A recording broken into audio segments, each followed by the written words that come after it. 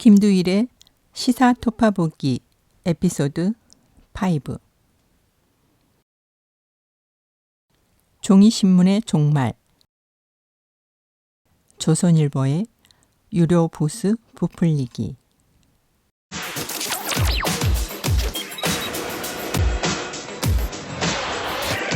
저희 같은 경우는 한 40% 정도? 40%도 많은 게 아니에요.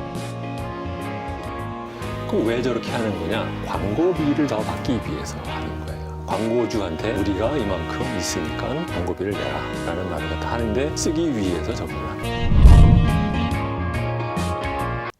2020년 12월 15일 한국언론진흥재단이 발행한 2020년 언론 수용자 조사 보고서에 따르면 대한민국의 종이신문 구독자는 6.3%에 불과했다. 전년도인 2019년에는 6.4%였는데 더 하락해서 역대 최저 기록을 갱신했다. 또한 종이신문의 열독률은 10.2%였고 열독 시간은 평균 2.8분이었다. 이용자 기준으로 보면 약 30년 전인 1993년에는 종이신문의 이용률이 87.8%였다. 그리고 약 10년 전인 2010년에는 52.6%였는데 2020년에는 10.2%까지 떨어진 것이다. 이 내용을 풀어서 말하자면 30년 전에는 10명 중 9명이 신문을 보았고 10년 전에는 10명 중 5명 이상이 보았는데 현 시점에는 10명 중 1명만이 본다는 것이다. 이 통계만 보면 현 시점에서 종이신문은 거의 영향력이 없다고 판단해도 무리가 아니다. 자, 그런데 종이신문의 유료 부수를 인증해주는 국내 유일의 기관인 한국 ABC 협회의 통계를 보면 종이신문의 발행 부수는 여전히 많게 보인다. 2020년 12월 11일 한국 ABC 협회가 발표한 대한민국 종이신문의 총 유료 부수는 1일 기준 무려 694만 4,070부나 된다. 또한 ABC 협회는 2020년 가구 독자 비율이 42.32%라고 밝혔다. 이 비율을 부수로 환산하면 약 유료 부수 중 290만 9천 부가 가구로 들어가는 셈이다.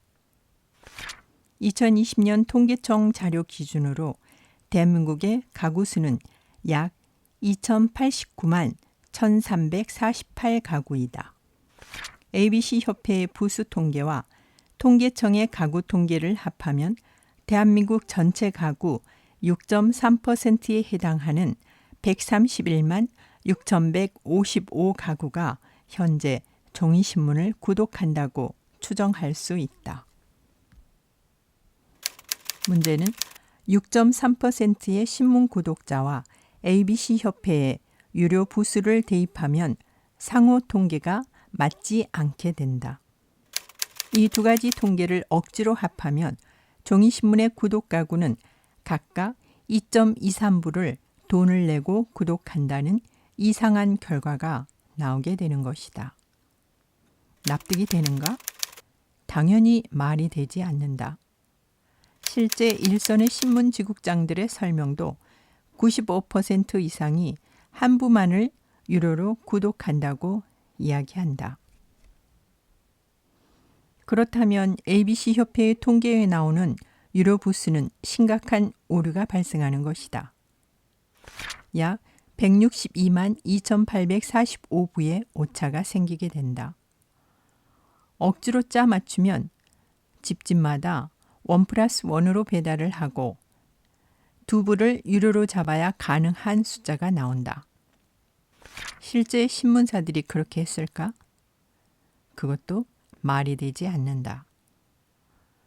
누가 보아도 이상한 이 통계의 결과는 한국 ABC 협회 내부 관계자들에 의해 2020년 12월 9일 일간신문공사 부수조사 결과와 관련한 부정행위를 조사해야 한다는 진정서가 주무부처인 문화체육관광부에 접수가 되었다. 그리고 관리 감독의 책임이 있는 문화체육관광부는 부랴부랴 조사에 착수했다. 현재 대한민국 종이신문의 유료 부수 1위는 압도적으로 조선일보이다. ABC 협회 통계에 의하면 2019년에는 119만 부, 그리고 2020년에도 116만 부라고 인증이 되었다. 하지만 문화체육관광부가 지난 12월부터 최근까지 실시한 신문지국 현장 조사 결과에 따르면 ABC 협회에서 공표한 116만 부의 유료 부수는 거짓이며 실제 유료 부수는 그 절반 수준인 58만 부일 가능성이 대단히 높다. 문화체육관광부는 조사단을 꾸려 서울, 경기, 강원, 충청, 호남, 영남 등 각 지역 신문지국을 대상으로 현장 조사를 진행했다.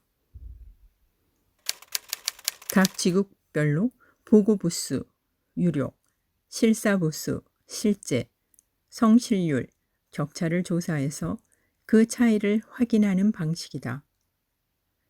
그리고 그렇게 나온 결과는 꽤 충격적이었다.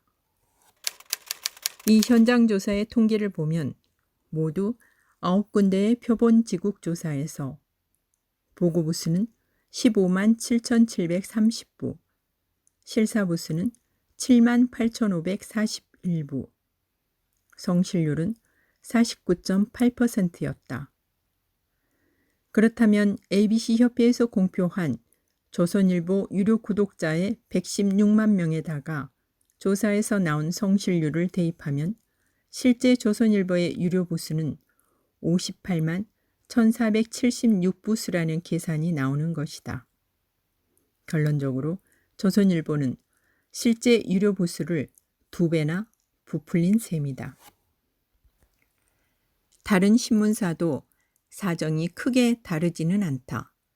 한겨레 신문의 경우 3곳의 표본지국을 조사해서 평균 성실률이 46.9%였고 동아일보는 2곳의 표본지국을 조사해서 평균 성실률은 40.2%가 나왔다.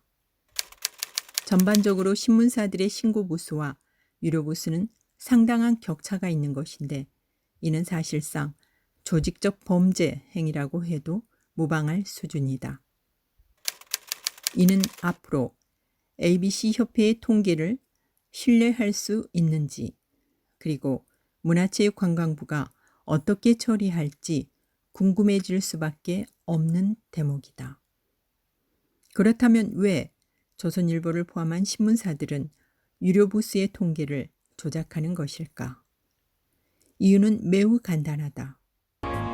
그럼 왜 저렇게 하는 거냐? 광고비를 더 받기 위해서 하는 거예요. 광고주한테 우리가 이만큼 있으니까 광고비를 내라라는 말을 갖다 하는데 쓰기 위해서 저걸 합니다.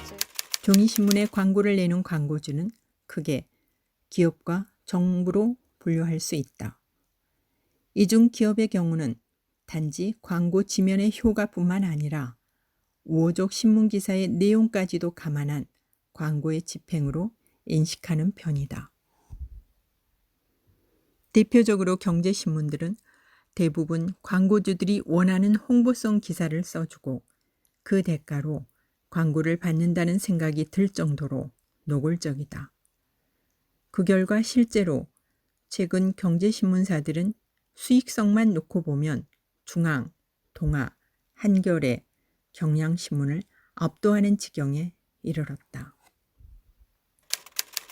하지만 정부 광고의 경우는 말 그대로 국민 세금이 투입되는 것이다. 그러한 정부 광고의 단가를 유료 부수를 속여서 비싸게 지불하도록 만든 것이 이번 사건의 실체인 것이다. 사기 혹은 기망 행위로 이는 단순하게 문체부 조사에 의해 시정이나 공고 조치로 끝날 문제가 아니라 검찰 수사로 이어져야 할 것이다. 또한 이는 신문사들의 조작으로 끝날 문제가 아닌 대한민국의 유일한 신문부수의 인증기관인 한국 ABC 협회의 존치 여부에 대해서도 진지하게 검토가 되어야 할 것이다. 보급소에서 구독자로 전달이 되는 것이 아닌 중간에 사라지는 신문들은 통계상 절반 가까이 된다. 그 신문들은 어디로 가는 것일까? KBS 저널리즘 제의를 통해 방영된 신문 산업의 현실을 보면 어디로 가는지 알 수 있다. 계란판이나 돼지 사료 등으로 사용하기 위해 바로 폐지로 나간다. 온라인 마켓에 가면 당일 나온 깨끗한 신문을 10 내지 13kg을 6,300원에 구매할 수 있다.